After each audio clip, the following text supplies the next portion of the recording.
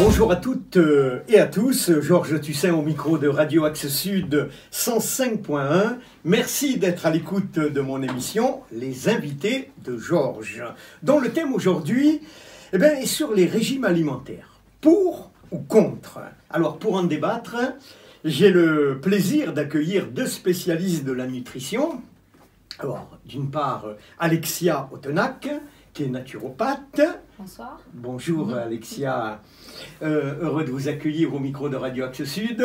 Je pense que vous êtes une habituée maintenant de la radio. Mais ça me fait grand plaisir et merci Georges pour cette invitation. C'est réciproque Alexia. Et puis d'autre part, j'ai également le grand plaisir d'accueillir Nicolas Fournet. Alors Nicolas qui est coach sportif, qui est aussi un spécialiste de la nutrition. Bonjour Nicolas. Bonsoir. Heureux de t'accueillir. Si je te tutoie, il n'y a aucun souci. C'est qu'on se connaît depuis quelques années. Et ça me fait drôle, à peu près. Ça me fait drôle de te voir au micro, ça me rappelle des souvenirs avec l'autre Nicolas, mon fils bien sûr, au passage, et Cyril, vous avez monté un groupe humoristique qui était les NNC. C'est un petit coucou qu'on fait comme ça. Aujourd'hui, ça sera un peu plus sérieux. Aujourd'hui, c'est un peu plus sérieux, mais tout est sérieux quand même.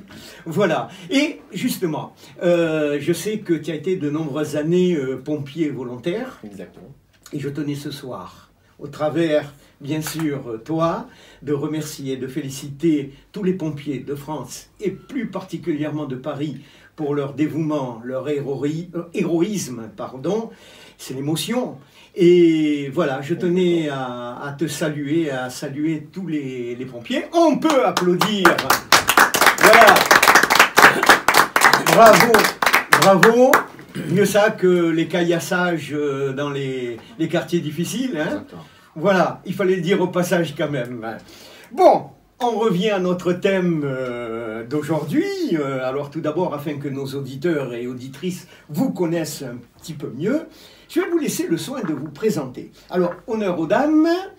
En ce qui vous concerne, Alexia, bon, je l'avais précisé, vous êtes naturopathe.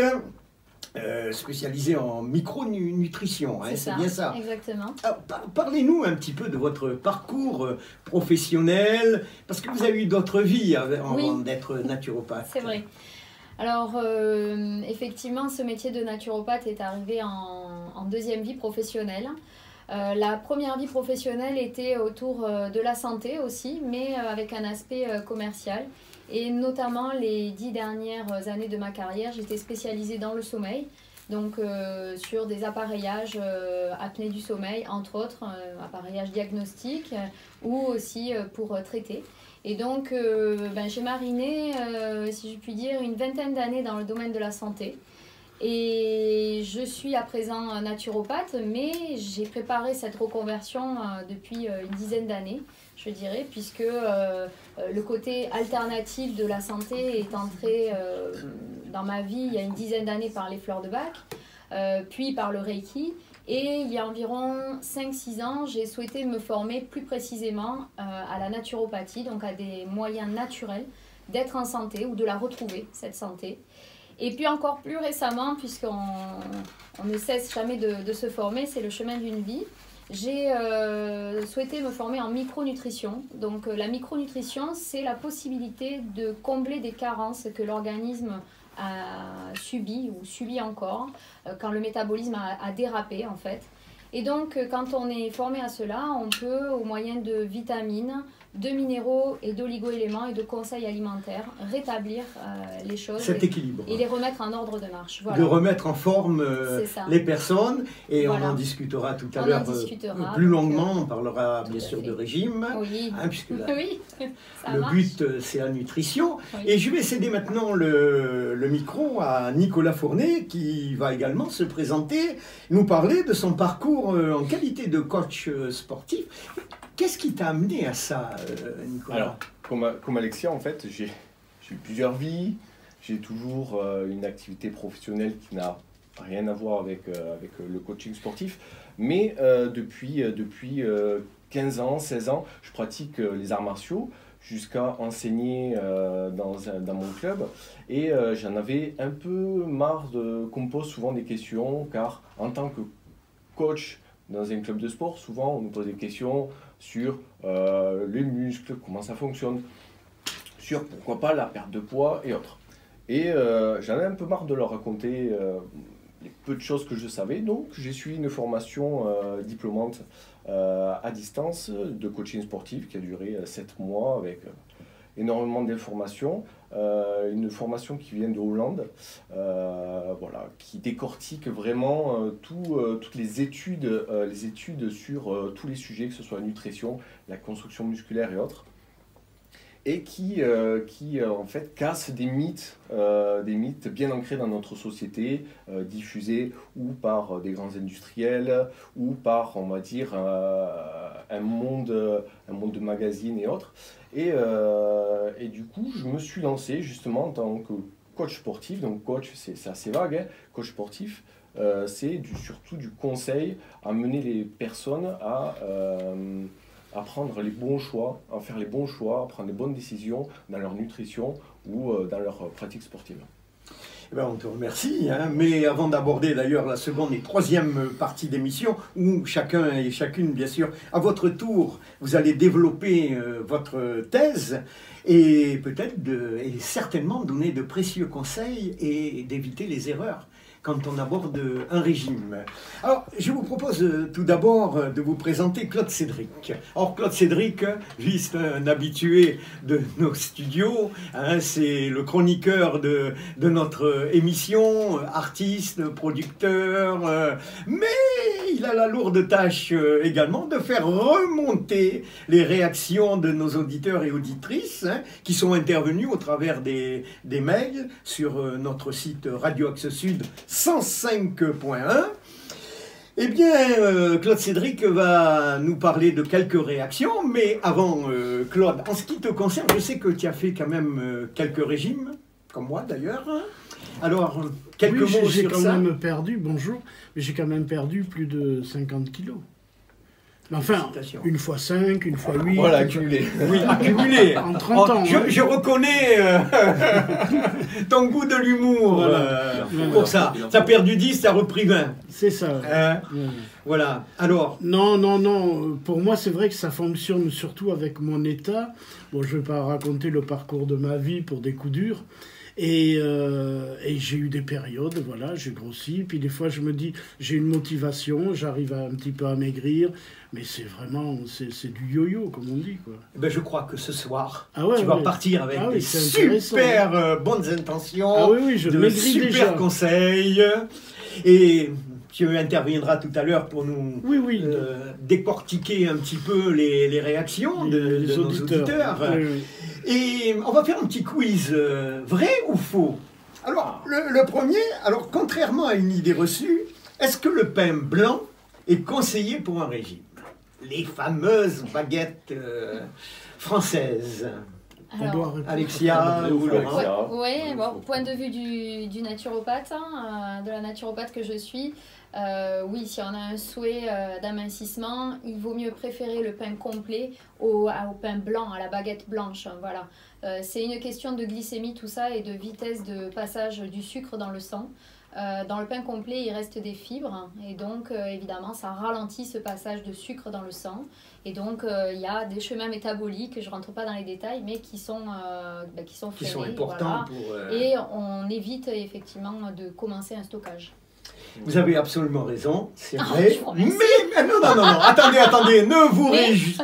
Il ne faut pas se réjouir de suite, parce qu'il y a un bémol. Oui, Nicolas. Moi, j'aurais un mais par rapport à ça, c'est déjà le fait que il ne faut, de mon point de vue, il ne faut rien interdire. Il ne faut rien interdire. Toute une question de quantité. Tout est toxique autour de nous. Tout dépend de la quantité. L'eau peut être toxique sur le corps à forte quantité. Donc le pain, je ne suis pas forcément d'avis de supprimer complètement le pain blanc. Si la question est, il est plus préférable de prendre du pain complet que du pain blanc, bien évidemment, le pain complet pour tout ce qu'a dit Alexia. Alors, un petit conseil du docteur Sadman, célèbre cancérologue, disait le pain blanc peut être très bon. à condition, bien sûr, de le mettre au frigo pendant 7 jours. Oui. Et au bout de 7 jours, de le sortir, de le manger. C'est aussi valable que le pain complet, parce qu'il y a un maximum d'amidon dans un pain un petit peu rassis au bout de 7 jours. Alors, c'est-à-dire que les amyloplastes se sont rétractés, de la même façon que il y a le même phénomène avec la pomme de terre, qui a donc ce qu'on appelle un index glycémique assez haut quand on la cuit et qu'on la mange à l'instant T, mais vous pouvez la faire séjourner au frigo une nuit et donc les amyloplastes se rétractent, hein, tout à fait. Voilà. Et lui conseille 7 jours. Si on part du principe de manger des aliments intéressants nutritionnellement, c'est-à-dire avec des vitamines, des minéraux, des oligo-éléments, le pain blanc, la baguette, ne contient quasiment rien de tout ça. Ce sont des calories vides, dites vides. Alors que, encore une fois, si vous mangez du pain plutôt complet, là, vous avez des vitamines du groupe B, vous avez du magnésium, du manganèse, du zinc. Il y a plein de choses super intéressantes pour le corps. Donc, ça dépend de quel point de vue on se place. Exactement. C'est pas tout blanc, c'est pas tout noir. Au même titre que le sucre de table, le sucre blanc qui est par excellence des calories vides, où on a juste du sucre et aucun sel minéraux, aucune vitamine.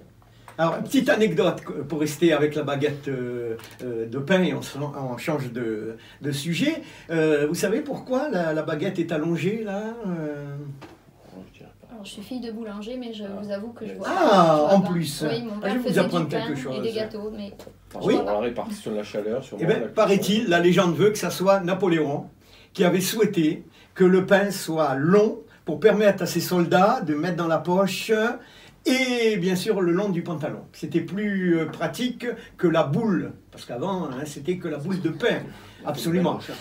Mais c'est pas tout à fait exact. Car la vérité est plus pragmatique que cela, car après la guerre de 1920, un règlement unique, comme savent nous pondre nos gouvernants, ont décidé que les boulangers étaient interdits de travailler avant 4 heures du matin. Le saviez-vous ?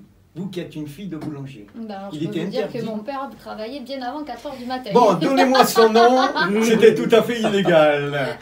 Eh bien non, il y a une loi qui interdit avant 4 heures du matin. C'est pour cette raison, comme ils n'avaient pas le temps de pétrir la boule de pain, que ça demandait beaucoup plus de temps. Donc ils ont fait cette fameuse baguette de farine blanche, n'est-ce pas? Mais il y avait un inconvénient, c'est que ça ne se conservait pas. Alors les boulangers à l'époque n'étaient pas très contents. Et en fin de compte d'un inconvénient, ils en ont fait un avantage, parce qu'ils se sont aperçus que les clients étaient obligés de venir tous les jours acheter, bien sûr, leur baguette. Comme quoi, que travailler moins tôt et pour gagner plus, c'est une belle promesse électorale, n'est-ce pas? Voilà, alors je vais céder juste avant qu'on termine cette première partie la parole à notre ami Claude, peut-être pour faire remonter une réaction de quelqu'un. Non mais déjà juste, je vais enchaîner sur le pain parce que c'est quelque chose que j'aime vraiment. J'adore le pain et je suis prêt à faire des kilomètres et des kilomètres pour trouver un bel artisan, un bon pain. Et bien sûr, le pain complet, enfin, une mie presque foncée. Voilà. Alors, je me suis toujours dit, de manger trop de pain, je grossis. Est-ce vrai de manger beaucoup de pain, voilà, même si c'est du pain complet Comme le disait Nicolas, tout est en quantité. En excès peut être un problème finalement. Donc, manger un peu de tout, c'est bien. Oui, voilà. C'est la bonne solution. Claude, alors, si tu as quelqu'un de... Je sais pas, moi peut-être, j'ai le double ici, Dany de Lavore. Non? Oui, en premier peut-être. Oui, bon, en plus c'est chez moi, alors je vais. Eh bien voilà. Alors, pourquoi décide-t-on de faire un régime? N'est-ce pas une question de saison, printemps ou automne? N'est-ce pas une décision sous influence médiatique, magazines, presse spécialisée, qui savent cibler le moment venu afin d'inciter les femmes et les hommes à se prendre en main, avec une seule obsession, avoir la taille mannequin au détriment de sa santé? Alors, il y a un peu de tout. Il y a un peu de tout. Du coup, il y a un peu de tout là-dedans. Mais elle est riche. C'est dû à nos magazines aussi, peut-être. Aux magazines, maintenant, les réseaux sociaux, clairement. Après, il faut différencier plusieurs axes. Il y a ceux qui vont perdre du poids pour ressembler à leur star, à leur modèle, les fameux influenceurs qu'il y a sur les réseaux sociaux. Mais il faut penser surtout aux autres qui vont perdre du poids, qui vont faire des régimes pour une question de santé. on sait très bien qu'une personne en fort surpoids a des problèmes de santé. D'accord, ça devient chronique. Donc, c'est pour ça qu'en fait, la question, elle est à la fois ouverte et les réponses sont multiples par rapport à ça. Donc, chacun a ses raisons, mais dans les régimes, il faut faire attention, c'est que on parle beaucoup de perte de poids, c'est la saison. Je fréquente les salles de sport, j'appelle ça la transhumance. Aujourd'hui, ils arrivent par dizaines chaque jour dans les salles de sport, qu'on ne revoit pas peut-être dans un mois. Mais il y a aussi les personnes qui cherchent à prendre du poids. Ah bon? Et il y a des personnes qui cherchent à prendre du poids. Il y a des personnes qui vont au niveau muscle, au niveau musculation, mais bien sûr. Certaines personnes, avoir un corps d'athlète. Certaines personnes sont chétives, d'accord, sont chétives et vont chercher à prendre du poids. Et ça va être le même processus que la perte de poids, mais inversé. Et c'est là où c'est très important de comprendre les principes de la perte de poids. Et c'est pour ça qu'on est là, je suppose. Et bien entendu, pour en discuter. C'est une réflexion comme ça. Et alors, un petit quiz au passage, là. Faut-il préférer le vin rouge ou le vin rosé? Alors, les amateurs de vin. Moi, je suis amateur de bon vin. Oui. Je suis clairement amateur de bon rouge. Maintenant, pour un régime, hein? Pour un régime, là, il n'y a pas vraiment de bonne réponse.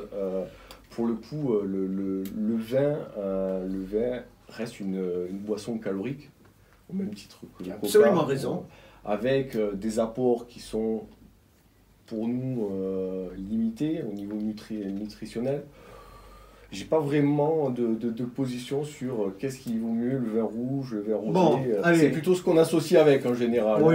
Moi j'aurais dit le vin rouge pour les polyphénols en fait. Peut-être pour un... Si on devait absolument boire un verre de vin. Peut-être vous avez raison. Moi je vais vous le donner polyphénol, mais... la réponse du docteur Salman, toujours, hein, c'est ma Bible, en quelque sorte. Hein. Eh bien lui, c'est le vin rosé, qui est meilleur pour un régime, car moins calorique que le vin rouge. Ces polyphénols sont protecteurs contre les maladies cardiovasculaires, bien sûr. Et pour être en forme, après un repas, mettre plusieurs glaçons, bien sûr, dans un verre de rosé, car il faut savoir qu'un vin n'hydrate pas. C'est bien ça. Et oui. L'alcool. Voilà. L'alcool déshydrate. Bon, eh bien, on va continuer à en discuter. Hein. Je vous propose maintenant une courte pause musicale et on se retrouve dans quelques minutes pour discuter du vrai, du faux, quel régime faut-il faire ou pas, les bons conseils. À tout à l'heure. Donc, après cette pause musicale, nous nous retrouvons pour la seconde partie de mon émission, Les Invités de Georges, sur Radio Axe Sud 105.1. Et notre thème d'aujourd'hui est sur les régimes, pour ou contre. Et pour nous en parler, j'ai le plaisir de retrouver Alexia Autenac, qui est naturopathe, spécialiste entre autres de la nutrition. À ses côtés, Nicolas Fournet, qui est coach sportif et qui s'intéresse aussi obligé à la nutrition. Alors tout d'abord, Nicolas, je me retourne vers toi. Sport et nutrition, c'est indissociable? Complètement. Complètement. Sport et nutrition, c'est indissociable pour une perte de poids, mais aussi pour les performances ou autres. Donc, on est obligé d'associer une bonne nutrition pour apporter au corps on va dire l'énergie nécessaire, les bons macronutriments, Et donc, forcément, quand on travaille sur des performances sportives, il faut adapter sa nutrition en conséquence. Très bien. Et n'est-il pas dangereux de faire un régime en maintenant toujours des activités physiques? Ah, c'est une très bonne question. Merci. C'est une très très bonne question. Justement, déjà, il faut comprendre comment se passe une perte de poids et les principes, on va dire, d'une perte de poids. On a un principe qui est, on va dire, général, c'est la balance énergétique. Qu'est-ce que c'est la balance énergétique? Tout le monde visualise une balance. On a d'un côté les calories que l'on va consommer sous forme d'aliments, boissons, tout ça, tout ce qui rentre dans notre bouche, qui traverse le corps, qui sont digérés, et je m'arrête là. Et d'un autre côté, tout ce qui est dépenses caloriques. La dépense calorique, c'est le corps en fonctionnement. Donc, dans la dépense calorique, on va avoir quoi? On va avoir le taux métabolique de base qui va être en fonction de votre corpulence, votre pourcentage on appelle ça pourcentage de masse maigre, c'est-à-dire les os, les organes, les muscles. Ça, c'est votre taux métabolique de base, c'est-à-dire combien votre corps va brûler de calories de base pour fonctionner, respirer, avoir le cœur qui bat, les poumons, les organes qui fonctionnent. Ça, c'est le taux métabolique de base. Ensuite, à ça, il faut ajouter d'autres, on va dire, notions de dépenses caloriques. Ça va être, alors là, je vais rentrer sur des termes Oui, pas trop anglais. techniques. Hein, pour, Non, justement, ça sera des termes juste anglais. Ça s'appelle le NEAT. Le NEAT, c'est le Non-Exercise Activity Thermogenesis. C'est-à-dire, c'est... Bonjour, à vos souhaits. À vos souhaits. C'est-à-dire, c'est la thermogénèse qui va se passer dans votre corps pour tout ce qui est non-exercice physique.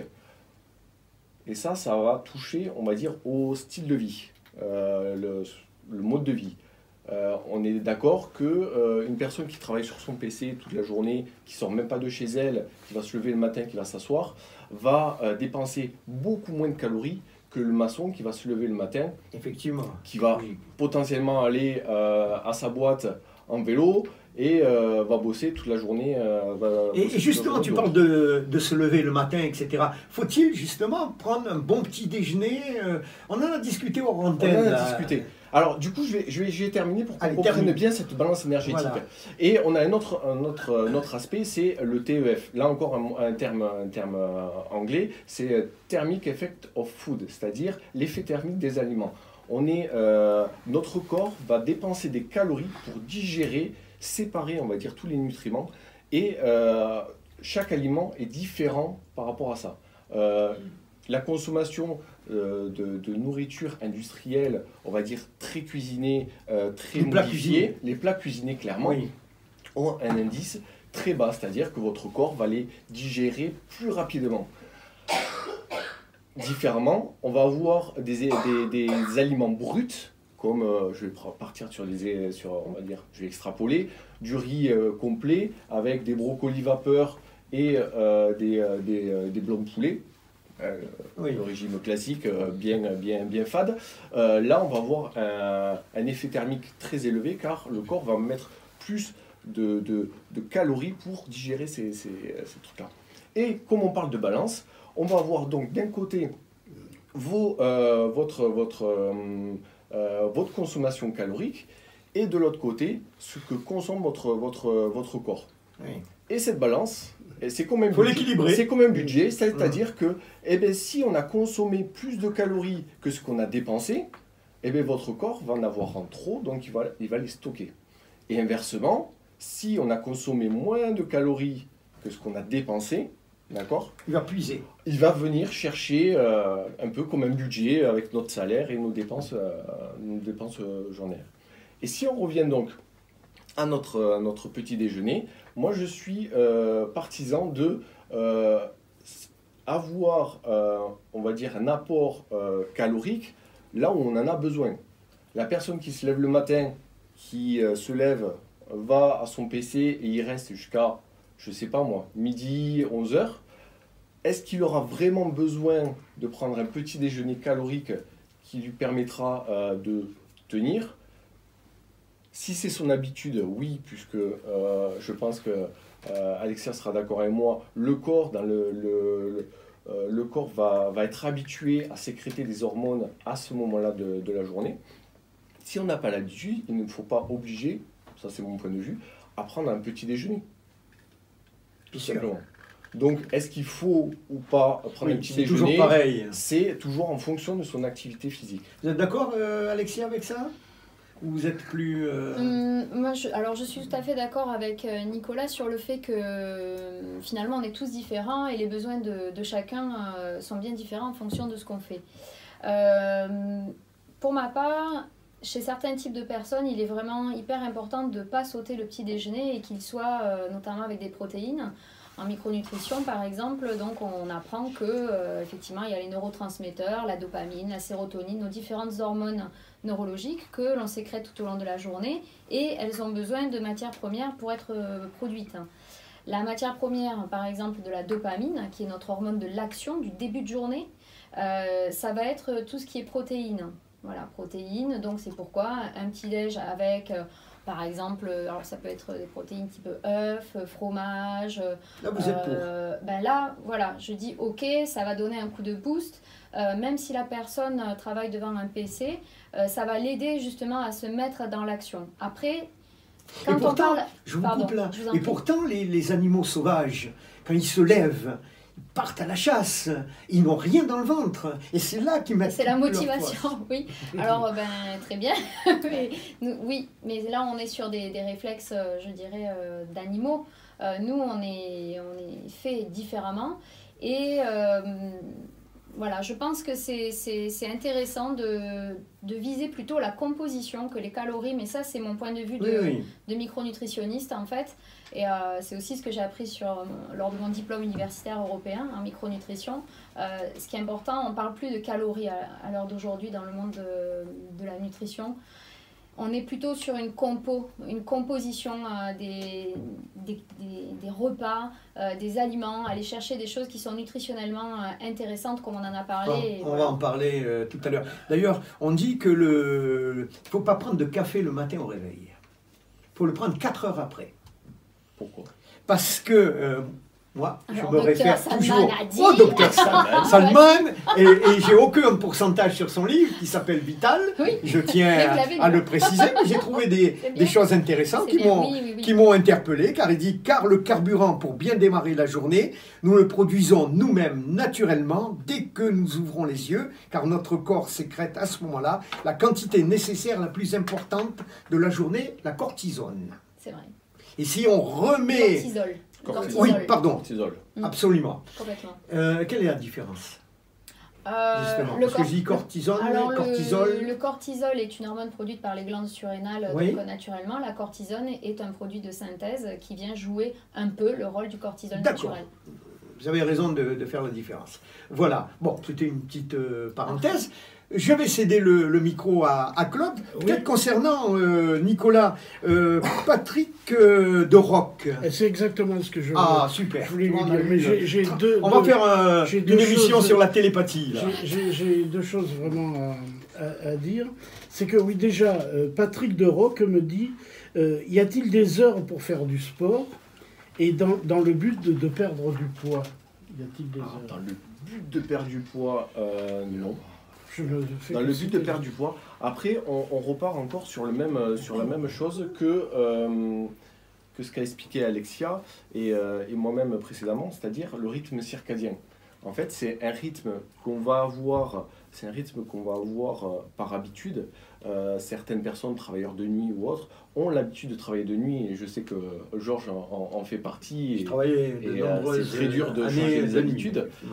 Mais clairement, si on a l'habitude de s'entraîner en début d'après-midi, ou si on a l'habitude de s'entraîner le matin, il faut continuer de garder ce rythme-là afin d'habituer le corps, et c'est cette habitude-là qui va faire qu'on va sécréter les bonnes hormones au bon moment. D'accord. Donc d'un point de vue perte de poids, il n'y a pas de preuves scientifiques sur s'entraîner le matin ou s'entraîner l'après-midi. Tout comme je sais qu'il y a beaucoup de on va dire de fervents adeptes sur l'entraînement à jeun, qui est une très mauvaise idée, vu que il n'y a aucune preuve, on va dire, sérieuse d'une perte de poids plus importante en s'entraînant à jeun, mis à part le fait que, comme Alexia l'a soulevé, ne pas avoir à sa disposition les nutriments nécessaires pour performer, pour alimenter de façon efficace tout ce qui est organes et muscles. J'aimerais... Pardon? Non, je voulais juste rajouter, tant qu'on était dans la lignée de parler de petit déjeuner important où on pouvait le passer, tout ça, je voulais juste savoir, il y a une possibilité, c'est-à-dire, il y a des gens qui disent on peut faire 5 repas par jour, avec des petites doses pour avoir plusieurs digestions, donc qui dépensent des calories, et d'autres qui peuvent dire moi je ne le mangerai que quand j'aurai faim. Alors, Et moi, mon cas, par exemple, si je ne mange qu'une fois par jour, le soir tard. Et je sais que c'est une grave erreur. là, rapidement, par rapport à ça, c'est toujours pareil si je me raccroche par rapport à, on va dire, à mes croyances sur la répartition des calories dans la journée. Clairement, que ce soit une fois ou 5 fois, il n'y a clairement pas forcément d'impact, mis à part le fait de et ça c'est très dur, c'est sur la répartition, que ce soit des micronutriments, la disponibilité des micronutriments ou des macronutriments. C'est si vous faites tout en un seul repas, clairement au niveau du corps, tout ne sera pas absorbé, il y aura énormément de déchets. Il y aura énormément de déchets. Et est-ce que ça a un impact sur la perte de poids? Pas assez efficace, on va dire. Nicolas, j'aimerais céder le micro à Christian Semblanca, qui... non, mais on parle de sport, je pense que ça te concerne, parce que tu as été quand même... tu t'es occupé d'athlète au niveau des Jeux Olympiques, c'est pas rien. Donc, juste quelques petits conseils et rebondir. Oui, je vais rebondir sur ce qui a été dit, c'est qu'effectivement, la prise en plusieurs épisodes de repas, ça s'appelle l'action spécifique et dynamique, et ça permet de brûler un peu de calories. Ceci dit, il faut quand même raconter aussi qu'on n'est pas égaux devant les prises de poids et devant l'amaigrissement, que ça s'appelle le pondérostat et que chacun, génétiquement, se retrouve avec un pondérostat. Ça veut dire aussi que nous sommes gérés par des horloges, qu'on le veuille ou qu'on ne le veuille pas. Donc c'est digestif, mais c'est les règles chez les femmes tous les 28 jours et ainsi de suite. Et ça, ce sont des cycles. Et nous, on l'a vraiment appris quand on se déplace et qu'on déplace les fuseaux horaires. On s'est rendu compte de plein de choses. Après, la notion de calorique, mon maître disait, le docteur Treff, disait c'est une fiction. Et bien, je rebondis là-dessus, même 30 ou 40 ans avant, parce que la notion calorique, ça ne veut rien dire du tout. Ça veut dire l'équilibre calorique. Tout à l'heure, on parlait de sucre lent ou de sucre rapide, un petit peu. Il est bien certain que les sucres rapides, si on les absorbe immédiatement et qu'on ne les brûle pas, ils vont se stocker. Par contre, les sucres lents sont indispensables, il faut le dire aussi, parce qu'on est en train de tout vouloir démolir. Les sucres lents vont être stockés sous forme de glycogène, et pour l'effort, c'est extrêmement important. Le foie ne peut en stocker que 500 cc, c'est déjà pas si mal, ce qui vous explique les pasta-parties des marathoniens, par exemple, les veilles de compétition, pour se recharger en sucre lent. Alors, vouloir démolir les aliments d'une façon systématique, je pense que c'est pas une bonne chose. D'ailleurs, je n'aime pas le terme diététique, je préfère alimentation. Les sportifs, d'ailleurs, n'aiment pas ça, ce terme-là, parce que ça fait malade, ça fait... Alors, je ne dis pas que ce n'est pas indispensable dans certaines maladies, je parle en particulier au niveau du diabète, mais on doit pouvoir trouver un équilibre. On est en train de vilipender la viande, mais non, il y a des substances comme la méthylcholine, par exemple, qui sont extrêmement importantes, en tout cas chez les sportifs, pour pouvoir être des vecteurs d'hormones qui vont aller, on a parlé de la dopamine, on a parlé de la sérotonine, tout ça c'est très fin et c'est extrêmement important. On ne devient pas... C'est important, ça c'est justement ce qu'ont compris maintenant les industriels, c'est que maintenant ils ne parlent plus de régime, et si vous écoutez bien la radio, ils parlent de rééquilibrage alimentaire. Oui, ils moi sont ça pas fait bêtes, 30 ans que j'en parle. Voilà, ils savent très bien ce qui marche maintenant et comment il faut l'appeler pour arrêter ce terme de régime. Régime, ça fait restriction, ça fait malade, alors qu'en fait, on ne parle pas de régime, on parle réellement de rééquilibrage alimentaire, réapprendre à manger. Alors, rééquilibrage, bon, on va en parler plus longuement, plus longuement en troisième partie. Hein. Merci. Christian, tu pourras intervenir pour la dernière partie, parce que tu m'avais parlé hors antenne, ça m'a interpellé, le 421 et GPL. Oui. Ça va être très intéressant, ça. Oui. On en discutera. Oui, on en parlera tout à l'heure. Voilà. Pardon, je t'ai coupé. Alors, quel est le meilleur sport pour maigrir, là? Quelqu'un quelqu'un qui...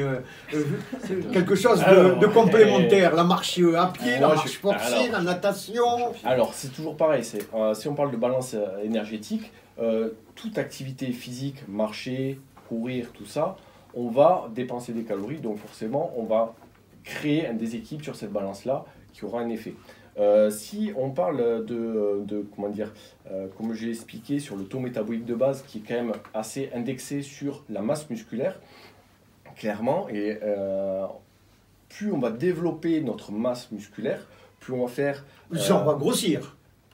Plus on va développer la masse musculaire. Il faut pas penser que du moment qu'on fait, qu'on va soulever des haltères ou autre, qu'on va prendre une masse musculaire énorme. Certains, les images qu'on se fait à la limite des bodybuilders, clairement c'est du dopage, même c'est on va dire vraiment officiel dans ce domaine-là, mais on les voit certaines personnes dans les salles, ça fait 10 ans qu'ils sont pas énormes, mais ils ont développé une masse musculaire. Et forcément, comme c'est indexé sur la masse musculaire, si vous faites du renforcement musculaire, si vous faites du développement musculaire de façon, on va dire, neutre, pas obstinée ou autre, on va développer cette masse musculaire, on va, pour le coup, augmenter notre taux métabolique de base, c'est-à-dire on va augmenter notre dépense calorique de base, c'est-à-dire qu'on va dépenser de plus en plus de calories sans rien faire. Oui, mais... Donc forcément, quel est le sport qui va permettre sur la durée de perdre du poids et de maintenir... Les marathoniens sont très maigres. Les marathoniens sont très maigres parce qu'ils vont dépenser énormément de calories. Sauf que s'ils venaient à arrêter de courir et continuer à consommer le même niveau de calories par jour, ils vont regrossir. Je prends l'exemple des grands sportifs de haut niveau, souvent les rugbyman, d'accord, qui vont s'arrêter. Souvent, on a l'image du rugbyman qui, on a le terme, dès que ce muscle va se transformer en graisse. C'est faux, c'est complètement faux. Les rugbyman, on va avoir une masse musculaire très importante. Ils vont avoir, on va dire, une consommation de 3500 kilocalories par jour qui est liée à leur sport ou autre. Et puis derrière, vont peut-être s'arrêter, ne plus faire de sport, ne plus faire de développement musculaire. Donc, qu'est-ce qui va se passer? Ils vont continuer à consommer leurs 3500 calories, mais eux, le corps va dépenser bien moins. Donc, ils vont perdre la masse musculaire par la nutrition, et ils vont prendre du gras. Bon, alors, pour terminer cette seconde partie, on va laisser la parole après à Alexia. Quel est le sport? Il faut marcher. Voilà, pour quelqu'un de base, c'est là quelqu'un qui doit se dire, mais qu'est-ce qu'il faut que je fasse? Pour moi, du moment qu'on fait une activité physique, je ne veux pas imposer à quelqu'un, tel ou tel exercice. Il faut se dépenser. Les recommandations... Faire du vélo, les recommandations... on sait très bien que voilà, les sports d'endurance, on va consommer pas mal de calories ou autres. On a toutes les recommandations classiques, c'est-à-dire monter les escaliers plutôt que prendre l'ascenseur. Mais on peut dépenser plus de calories en travaillant, si on travaille chez soi sur un PC portable, l'avoir et travailler debout. C'est pas une fabulation de la Silicon Valley que de travailler debout. Ça va permettre aussi au corps de travailler, de rester actif. Oui, que devant son ordinateur. Que devant, avachi sur son ordinateur. Voilà. Donc, pour moi, d'un point de vue toujours pareil, par rapport à ce que disait M. Semblanca sur les connaissances, sur les calories ou autres, de par mes connaissances, plus on va développer cette activité physique, sortir de notre sédentarisation, et plus déjà on aura, on va dire, du crédit calorique, c'est-à-dire qu'on va dépenser, nos journées seront plus caloriques, enfin moins caloriques, on va dire, on va dépenser beaucoup plus de calories dans la journée, et si on adapte notre alimentation, eh bien, on peut arriver à maigrir et maintenir cette perte de poids. Bon, un bon conseil. Alors, nous arrivons peut-être une dernière question. Je voulais finir parce que Claude, Christian en a parlé un petit peu. J'aimerais poser cette question. C'est vraiment de Claudine de Muret. N'étant pas programmé génétiquement pour être obèse, Dans ce cas, où est la solution? Y a-t-il une chance de maigrir enfin? Et comment peut-on vaincre les failles? Ça, c'est quand même important, cette histoire de génétique. En parlant, je me permets de rebondir justement en parlant de génétique. On a une découverte qui est assez récente au niveau scientifique où des chercheurs ont mis en évidence que l'homme était génétiquement programmé pour faire 21 km de marche par jour. Alors, vous voyez qu'avec nos modes de vie, on en est bien loin. Et que l'on doit adapter... 1,5. Oui, vous y êtes presque, un peu d'effort quand même. Dans l'année. Voilà. Donc, oui, il y a génétiquement, en tout cas, ça, on l'a ancré en nous. Et oui, nous ne sommes pas égaux. Il y a le patrimoine génétique, il y a aussi donc, le polymorphisme génétique, c'est-à-dire le fait que nous soyons différents. Et puis il y a aussi l'épigénétique. L'épigénétique, c'est l'expression ou pas de certains gènes, en fonction de notre environnement, en fonction de l'alimentation, en fonction de nos émotions, en fonction de plein de choses. Maintenant, ça, voilà, c'est des notions qui sont de plus en plus mises au jour. Et effectivement, nous ne sommes pas égaux. C'est pourquoi on ne peut pas donner de recette miracle, ni Nicolas, ni moi, pour maigrir. Vous voyez bien, pour le sport... Alors, peut-être quelques conseils. On interviendra. En recette miracle, pas forcément. Alexia, oui. on en discutera. Ce qu'elle veut dire par là, c'est que, et pour faire la parallèle par rapport, je pense, à un maximum d'auditeurs, c'est les régimes grand public que vous avez dans les magazines ou autres, ça peut marcher, comme ça ne peut pas marcher. Et oui, très souvent, ça ne marche pas. C'est une réponse de Normand. Peut-être bien que oui, peut-être bien que non. Mais la variété individuelle fait que en fait, il faut traiter au cas par cas. Donc clairement, les recettes grand public, ça ne marche pas. On en discutera tout à l'heure. Mais avant, on se marque une petite pause musicale. Et on se retrouve dans très peu de minutes. Merci. Alors, nous nous retrouvons pour la dernière partie de l'émission que nous avons consacrée à la remise en forme, au régime. Quelques conseils pour, contre les idées reçues, quelquefois. Alors, pour débattre de ce sujet, j'ai le plaisir, bien sûr, d'avoir deux invités spécialistes de la nutrition. D'une part, Nicolas Fournet, qui est coach sportif et qui nous a donné déjà quelques précieux conseils pour retrouver sa forme et sa ligne, n'est-ce pas, mon cher Nico? Exactement. Et maintenant, je vais laisser le micro à Alexia Autenac, qui est naturopathe, je le reprécise, qui a peut-être une vision différente des régimes qu'on nous propose actuellement. N'est-ce pas, Alexia? Oui, alors le souhait d'amincissement, c'est une grosse part de mon activité. J'ai beaucoup de personnes qui viennent en consultation pour ce problème-là. J'ai fait quelques recherches avant de venir et par exemple, j'ai trouvé qu'un Français sur 4 de plus de 18 ans a déjà suivi un régime, suivi ou par un professionnel ou pas. Hein. Donc c'est quand même énorme et ça occupe beaucoup l'esprit. Un Français sur 4. Oui, c'est dingue, hein. Ça m'a épaté. Alors, pour maigrir, comme je disais tout à l'heure, on est tous différents. Et quand je reçois au cabinet, ce qui est important, c'est de connaître la personne, savoir comment elle vit, ce qu'elle mange, comment elle fait ses courses, comment elle cuisine, quel est son mode de vie aussi, et essayer de trouver comment on peut rétablir quelque chose de personnalisé et de faisable. Moi, je suis plutôt contre les régimes, vous l'aurez compris. Comme l'a dit il y a Nicolas, certains aliments à proscrire. Vous pensez à quoi, par exemple? Les pommes de terre, les féculents, enfin, les pâtes, féculents le riz. sont intéressants, on ne peut pas les sortir de l'alimentation. Ce qu'on peut sortir facilement de l'alimentation, c'est ce dont on a parlé, ce sont les aliments ultra transformés. On n'a pas besoin de choses qui sont cuisinées par l'industrie agroalimentaire, dans lesquels sont mis des exhausteurs de goût, du glutamate pour qu'on ait envie par exemple d'y revenir, des sucres maintenant qu'on appelle des sucres complexes qui n'ont pas le goût sucré mais qui au niveau du cerveau vont jouer le rôle d'activation du circuit de récompense et ce qui va faire que vous avez envie par exemple de manger pas une part de pizza mais plutôt la pizza en entier par exemple, donc ce genre de choses. Donc c'est important aussi de se reconnecter, de se reconnecter avec son cerveau, avec sa faim, avec du bon sens. A-t-on besoin de manger, de proposer même aux enfants des bonbons tous les jours? Voilà, ça doit rester de l'occasionnel. A-t-on besoin des sodas? Est-ce que ça apporte réellement quelque chose pour l'organisme? Même tout ce qui est light, 0%, Alors, yaourt, si Coca 0 par exemple. Alors Coca Zéro, par exemple, donc dedans on a des édulcorants.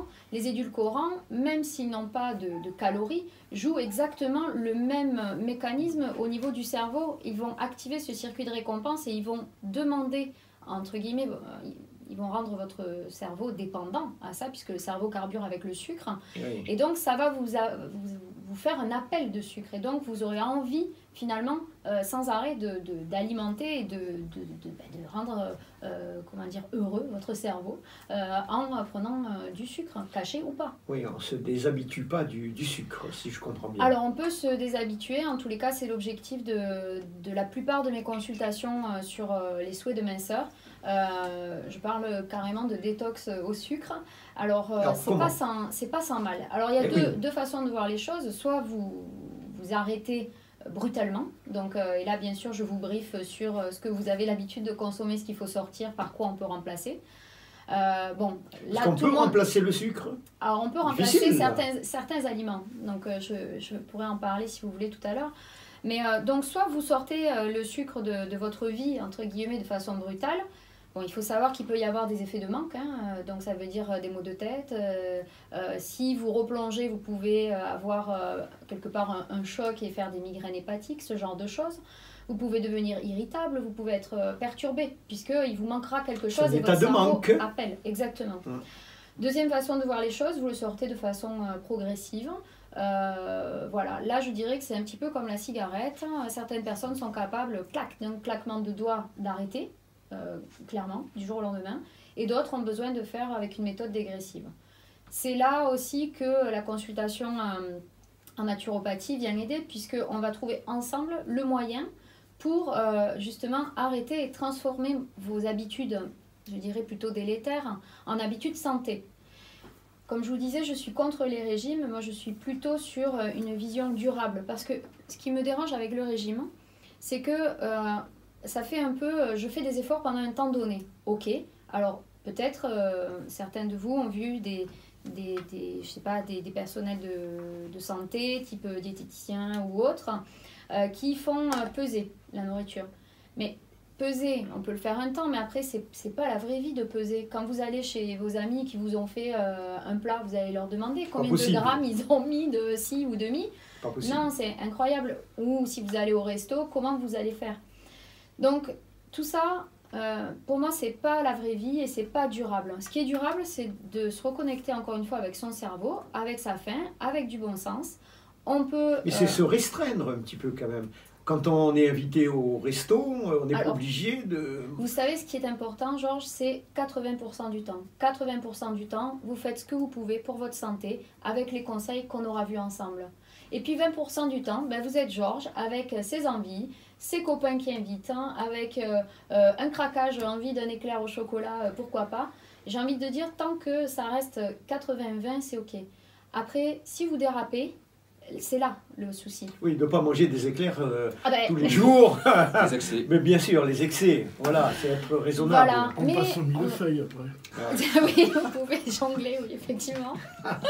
Réellement millefeuille. Ok, ça se peut. Non, ce qui est important, clairement, c'est d'avoir des lignes de conduite. Se dire, voilà, un petit-déj, il est composé comme ci, comme ça. Qu'est-ce que je peux mettre? À midi, je mange quoi? Est-ce que j'ai vraiment besoin d'une collation à 4 heures? On est tous différents, voilà. Le soir, qu'est-ce que je mange? Comment je remplis mes placards? Comment je transforme ces calories vides en calories nutritionnellement intéressantes? D'ailleurs, on dit de jamais faire les courses le ventre creux. C'est vrai. C'est vrai parce que on a envie d'acheter toutes les horreurs possibles, imaginables. Donc effectivement, d'ailleurs, un bon moyen, vous voyez, de lutter contre ça, entre guillemets, c'est de prévoir ses menus. Si on a une envie de perte de poids et qu'on ne veut pas se prendre la tête, je veux dire, sans fin, le mieux c'est de se la prendre pendant une demi-heure, la tête. On se met devant son calepin et on fait les menus pour la semaine et on fait les courses en fonction de ce qu'on a prévu. Et quelque part... Mais quelle course, justement? Allez, on a décidé de maigrir de 3 kilos le mois. Hein, on va être raisonnable. C'est ambitieux quand même. C'est ambitieux, 3 kilos? Ah oui. Ah oui, 3 ça kilos peut... Alors ça dépend, bon, ça dépend d'où on part. Oui. Si on part sur des habitudes santé, on va dire, voilà, je joue sur la composition de mes repas. Je prends des compléments alimentaires qui vont régler des problèmes métaboliques qui ont été mis à l'arrêt, par exemple. Et je décide d'être... allez, on va dire soft. Nicolas, on fait 3 fois 30 minutes de marche active par semaine. C'est le minimum syndical pour être en bonne santé, on va dire. Un minimum. Exactement. 3 fois par semaine, 30 minutes. Ouais. Bon, c'est noté. Voilà. Bon, voilà. Fois par jour, quand même. Ah oui, c'était cool. Hein.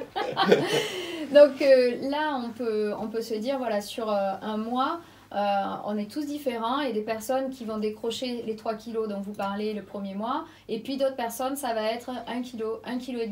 Mais ce qui est important c'est d'enclencher le processus. Voilà. Et alors pour répondre à votre question, quelle course je fais? Déjà je peux décider de ne plus acheter certaines choses. Je n'achète plus de gâteaux, je n'achète plus de, tout ce qui est bon. De soda. Vous irez en acheter un vrai chez le pâtissier une fois par semaine, pourquoi pas? Ok, mais pas, vous n'avez pas besoin... Autorisation, ce qu'on note, mon cher Claude. Dans tes 20%. Dans les 20%. Dans les 20%. Mais vous n'avez pas besoin de gâteaux, de brioches, de madeleine. Vous ne faites pas le goûter, vous n'êtes plus un enfant, Georges, donc vous n'avez plus besoin de madeleine de 4 heures. Non, je blague. Ouais, mais vous avez raison. Tout ce qui est du superflu et du transformé. Voilà. Le bon sens, c'est de se remettre à la cuisine, d'acheter des vrais légumes, des vrais fruits. Il faut avoir le temps. Les gens qui travaillent, ils ont 1 heure pour manger entre midi et 13 heures. C'est plus facile de mettre un plat cuisiné dans le micro-ondes. Alors vous pouvez aussi envisager de préparer ça à la veille au soir et de vous amener un bento comme les Japonais font. Donc ils cuisinent le soir à la maison et puis ils emmènent le repas. Beaucoup de personnes que je vois sont dans ce cas-là et vont prendre l'habitude parce que c'est un choix pour sa santé aussi de décider de plus être passif et de faire la facilité. Alors si on a un objectif, il faut aussi s'en donner les moyens. Donc cuisinons. Alors après, il faut juste aussi anticiper. Finalement, c'est une question d'organisation. D'accord. Alors, les aliments à proscrire, on en a discuté tout à l'heure, il n'y en a aucun, si je comprends bien. Hein tout ce qui contient du sucre, clairement, du sucre à calories vides. Après, le sucre, on en a besoin, donc il ne faut absolument pas l'évincer de son alimentation. Vous l'avez compris, c'est le carburant au travers du cerveau, des fruits, par exemple. Oui. Moi, alors, les fruits, beaucoup de fruits. Parlons des fruits, il est intéressant de les consommer à la croque. Donc, vous croquez une pomme plutôt que boire son jus. Vous voyez, parce que quand vous croquez la pomme, il y a le... Et les pommes cuites. Les pommes cuites, pourquoi pas? Ouais. Alors, mais ne rajoutez pas du beurre et du sucre, simplement un peu de cannelle dessus et ce sera parfait. Et de caramel. Non, pas de caramel. Georges, on connaît comment on fait les pommes cuites. On met une tablette de aïe, on va se faire tirer les oreilles, là. Donc oui, les fruits à la croque, il n'y a pas de problème. En jus, pourquoi en jus, ils sont... pas conseillé, surtout s'il y a un souhait de perte de poids. C'est toujours pour ce côté de passage du sucre rapidement dans le sang qui joue avec la glycémie et le taux d'insuline aussi. Bon, voilà, des notions médicales derrière. Mais pour faire simple, il faut essayer de ralentir le passage du sucre dans le sang. Voilà, l'enjeu, c'est ça. Et tout ce qui est type gâteau, soda, alimentation transformée et autres, on a un passage très rapide. Donc c'est pour ça que, en tout cas, nous, naturopathes et micronutritionnistes, on n'aime pas ça pour cette raison-là. Voilà. Et les fleurs de bac jouent un rôle en complémentarité d'un régime? Oui, alors effectivement, je dirais que 9 personnes sur 10 qui viennent au cabinet pour un souhait de perte de poids est accompagné par les fleurs de bac. Donc je propose des fleurs de bac parce que souvent la prise de poids ou le souhait de perdre en tous les cas a besoin d'être accompagné émotionnellement, au moins pour la transition en fait. Donc c'est important aussi, on n'est pas qu'un corps, comme je le dis souvent, on est un corps, des émotions, un mental. Et une prise en charge globale est très très importante, surtout si on veut que ça marche. Bon, Voilà. il faut être accompagné. Exactement. C'est très important dans un régime.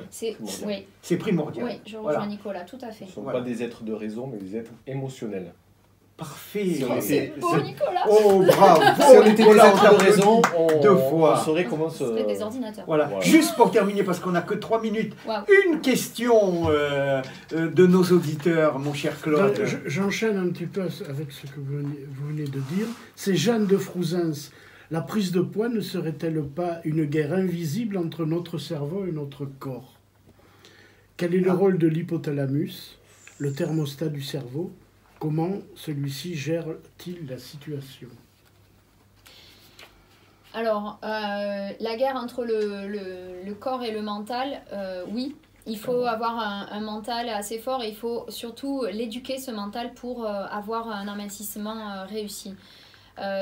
Mon dada, en tout cas perso, et celui que j'essaye de transmettre dans mes ateliers et autres, c'est avec la méditation notamment. C'est une façon d'éduquer son mental, une façon de se reconnecter à sa faim, à sa satiété, à ses besoins réels. Donc tout va se jouer à ce niveau-là plutôt que biochimiquement, je dirais, sur l'hypothalamus, sans rentrer dans des notions Oui, super compliqué. difficiles. Oui. Mais pour relier le corps au mental, en tout cas, moi, ce qui me vient, c'est ça. Et c'est ce sur quoi j'attire vraiment l'attention, c'est écoutez-vous. La bonne quantité, c'est quoi? C'est quand vous avez plus faim. C'est pas quand vous en pouvez plus. C'est posez-vous la question, vous allez vous resservir ou vous n'avez pas fini l'assiette. Est-ce que j'ai encore vraiment faim? Et quand on se reconnecte avec ça, on remet du sens, on se reconnecte à son cerveau et on se reconnecte à une vraie santé.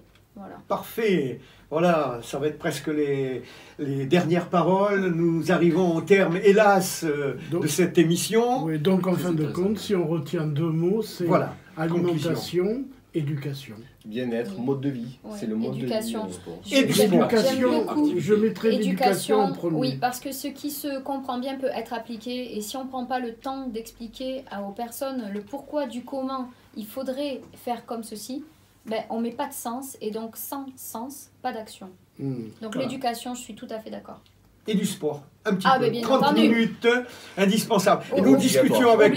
Obligatoire. Et nous discutions, juste pour terminer, avec Christian hors antenne, et on en a parlé tout à l'heure, il me parlait du 421, et face à ça, GPL. 4 G, 4 glucides par jour, 2 protéines par jour, et 1 lipide par jour. 421 GPL. Bon. À méditer. À méditer. Ouais, je pense que Alexia n'est peut-être pas trop d'accord sur ça. Non, On ça en reparlera, s'envisage, ça sera ça l'objet. s'envisage, faut Ça voir, s'envisage. faut voir. Très bien, on en parlera pour une autre Avec joie. émission. Bien n'est-ce être pas? universel, de toute façon. Exactement. Absolument. Eh bien, nous arrivons au terme malheureusement de cette émission. Merci Alexia de vos joie. conseils précieux, ainsi que Nicolas qui Avec nous a plaisir. apporté son éclairage qui a été passionnant sur la remise en forme, sur la nutrition également.